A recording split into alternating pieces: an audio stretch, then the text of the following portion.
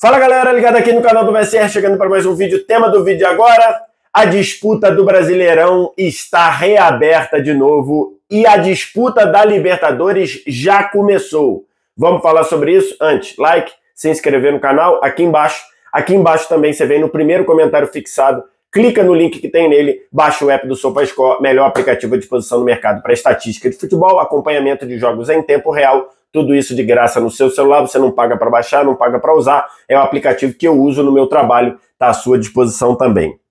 Estou gravando esse vídeo na manhã de quinta-feira, depois da gente ter tido uma rodada de Brasileirão assim surreal na briga pelo título, e que reabre de novo, deixa de novo dois times só dependendo de si para ser campeão brasileiro.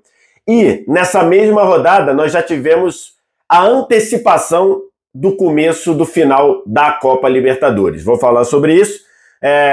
Para quem não acompanhou, noite de quinta-feira, início da noite de quinta-feira, o Palmeiras enfrentou o Bahia em Salvador, na Fonte Nova, e conseguiu uma vitória que para mim não tem muita explicação de como o Palmeiras conseguiu vencer esse jogo, né? E depois, jogando mais cedo o Palmeiras e, por último, fechando os jogos de quarta-feira, o Botafogo jogou contra o Atlético Mineiro no Estádio Independência, sem torcida, por conta das punições lá, por causa dos atos de violência na final da Copa do Brasil na Arena MRV, e o Botafogo, jogando por quase uma hora com um jogador a mais, não conseguiu vencer o Atlético Mineiro, ficou no 0-0, e num jogo que acabou acendendo ali, ou acabou de forma prévia, trazendo a disputa do título da Copa Libertadores, que será no próximo dia 30 em Buenos Aires, de novo, um confronto Atlético Mineiro-Botafogo, Botafogo e Atlético Mineiro. E aí, o cenário do Campeonato Brasileiro ficou, de novo, 2 pontos de diferença do Botafogo, líder, para o Palmeiras, vice-líder. É bem verdade que o Fortaleza vai aparecer nessa briga aí, né? Porque o Fortaleza joga na sexta-feira contra o Fluminense do Maracanã. Se ganhar, ele vai a 66 e ele fica a 3 pontos do Botafogo. Então, assim, mas aqui eu vou trabalhar, como o Fortaleza ainda não jogou, eu vou trabalhar aqui com esse duelo Botafogo e Palmeiras. E agora o cenário volta a ser do Botafogo só depender de si para ser campeão brasileiro e do Palmeiras também só depender de si para ser campeão brasileiro. Por quê? Porque na próxima terça temos no Allianz Parque o duelo Botafogo, na verdade Palmeiras recebendo o Botafogo. Então, com a pontuação atual, com a pontuação, a diferença de agora, 2 pontos a favor do Botafogo, o Palmeiras só precisa ganhar o próximo jogo contra o Atlético Goianiense, o rebaixado, lanterna Atlético Goianiense, em Goiânia, para chegar no Allianz Parque na terça-feira, dependendo de uma vitória simples para ser líder do Campeonato Brasileiro. Desde que o Palmeiras deu essa reação aí após ser eliminado da Copa do Brasil e da Libertadores, a diferença lá atrás era de 6, aí depois caiu para 4, aí subiu para 6, aí caiu para 2, aí subiu para 4, caiu para 1 e tinha voltado a subir para 4 com os tropeços do Palmeiras nas últimas rodadas aí. E agora, de novo, cai para 2 pontos. A vitória do Palmeiras, cara, é algo... Eu comentei o jogo. Eu comentei esse Bahia 1, Palmeiras 2 no YouTube da TNT Esportes, e é uma daquelas partidas que você não consegue explicar de forma racional. Um comentarista, quando para e quer explicar como o Palmeiras ganhou do Bahia, fazendo uma atuação muito ruim, mas muito ruim, o Abel ainda tentou, não tinha o Estevão suspenso, não tinha Richard Rios suspenso, o Abel ainda tentou fazer alguma coisa ali, colocou um Palmeiras muito agressivo com Maurício, Veiga, Dudu, Felipe Anderson e Rony na frente. Então ele entrou com 5 jogadores com características ofensivas, só Aníbal Moreno de volante, mas na verdade o time do Palmeiras não conseguiu criar praticamente nada. A rigor, o Palmeiras teve 2 oportunidades de gol. Uma falta, que o Veiga cobrou de forma magistral na gaveta, ali na altura da meia-lua, e depois o gol do Flaco Lopes, um cruzamento longo do Vanderlan, e o Flaco Lopes mergulhando de peixinho, a bola bateu no travessão e entrou. Num primeiro momento, o Bandeirinha não deu o gol, porque ela bateu no travessão, caiu dentro, e saiu do gol. Então, num primeiro momento, não deu o gol, e a arbitragem também não, mas o VAR, com imagem objetiva de que a bola entrou toda, deu o gol. Palmeiras 2, Bahia 1, um jogo em que o Bahia foi superior em termos de volume, superior em termos de chance, em termos de produção ofensiva, e o Palmeiras ficou vivo, graças ali à qualidade do goleiro Everton, que fez 2 grandes defesas no primeiro tempo, fez uma outra grande defesa no segundo. Depois o Biel, numa tabela com o Cauli, chutou para o alto, dentro da pequena área. Então o Palmeiras foi ficando vivo, e na hora que teve uma oportunidade de gol no segundo tempo, virou o jogo depois da cobrança de falta do Veiga, maravilhosa no primeiro. Então, assim, você quer parar para ser racional para explicar essa vitória do Palmeiras? Não tem como. É daquelas coisas que só o futebol consegue nos proporcionar. E a outra, aí beleza, Palmeiras ganha um jogo que o Palmeiras já tinha obrigação de ganhar, mas não era fácil. O Palmeiras tem ido mal nas viagens ao Nordeste ultimamente, sempre tendo muitas complicações. No ano passado perdeu na Fonte Nova para o Bahia, voltando também de uma data FIFA, e o Palmeiras conseguiu essa vitória do nada. Para quem acredita nessas coisas, pode ter muito bem dito, pode ter muito bem percebido, essa é uma vitória de campeão. Mas para isso precisa combinar com o Botafogo, que continua líder do campeonato. O Arthur Jorge falou sobre isso no pós-jogo, né? Ele quis trazer, depois do 0-0 com o Atlético Mineiro, ele quis trazer a verdade dos fatos de que o Botafogo é líder, e quis dar uma sensação positiva que o Botafogo empatou com um grande time, como o Atlético Mineiro, e que o importante para ele é que o Botafogo continua líder do campeonato. O jogo contra o Atlético Mineiro foi um jogo que o Atlético tirou um pouco o peso ao entrar ali com um time misto, e o jogo foi muito modificado quando o Rubens foi expulso, ali um pouquinho depois dos 30 do primeiro tempo. Então o Botafogo jogou 1 hora quase com um jogador a mais, depois de 2 faltas seguidas no Luiz Henrique. Ele faz uma falta do Luiz Henrique na direita da área, quase foi pênalti, e depois mata uma jogada quando o Luiz Henrique, na lateral ali, ele dá um tapa para correr atrás da bola, e o Rubens vai no pé dele ali, pisa, acaba dando as travas ali na chuteira do Luiz Henrique, falta para amarelo. O Luiz Flávio de Oliveira não pensou 2 vezes, cartão amarelo no Rubens, ele foi expulso. E aí, depois dessa expulsão, o Atlético se fechou totalmente. O Atlético jogou ali num cenário muito claro, de linha de 5 atrás, uma linha de 3, e só o Daverson tentando escapar ali na frente. Essa linha dificultou demais o Botafogo conseguir acionar o Tiquinho Soares e depois o Igor Jesus, né? O Igor Jesus tinha jogado com a seleção, então começou no banco, entrou no segundo tempo.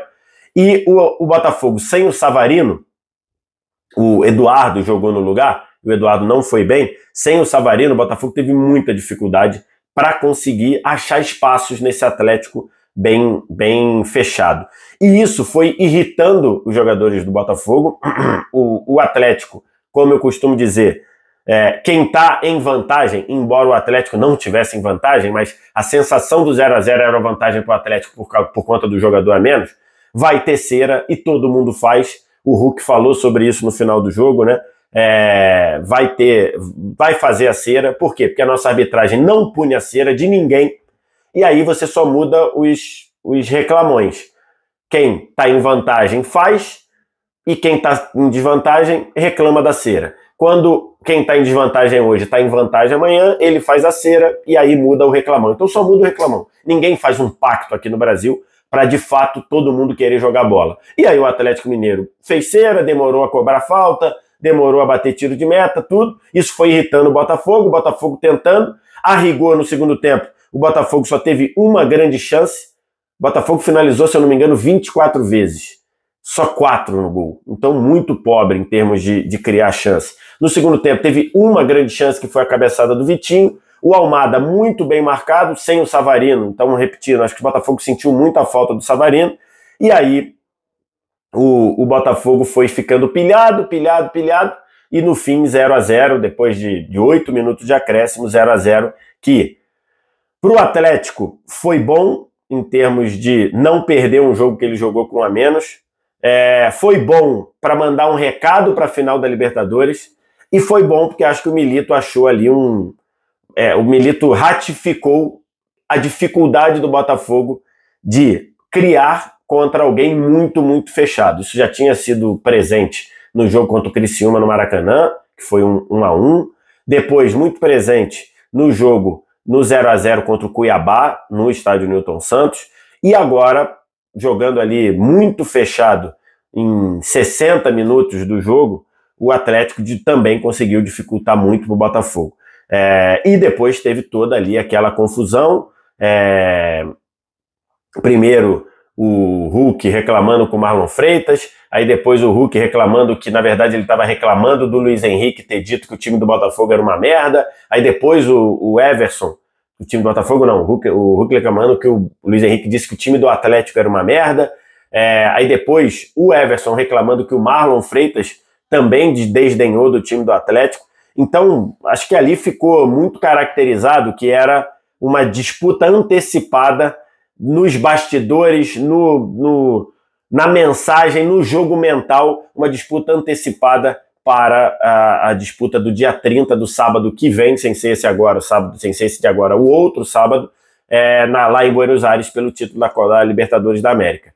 Acho que o Atlético sai entendendo ali que se ele for para trocação com o Botafogo, no estado atual do time do Atlético, muita dificuldade para criar, muita dificuldade para ter finalização. O Atlético teve 3 finalizações no jogo. A mais perigosa foi um chute do Hulk de 70 metros do campo de defesa.